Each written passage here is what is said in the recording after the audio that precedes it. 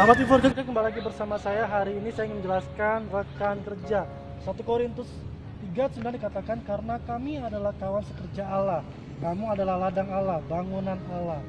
Sahabat, Tuhan ingin kita membangun rekan kerja yang baik. Karena kenapa? Kita tidak bisa hidup sendirian. Bukankah Tuhan kita adalah Tuhan yang luar biasa, Tuhan yang maha besar?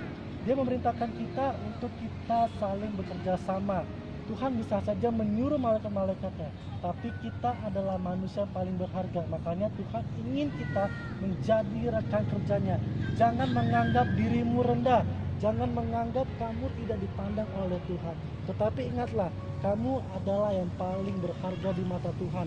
So, lakukan yang Anda bisa dan Allah melakukan yang tidak Anda bisa.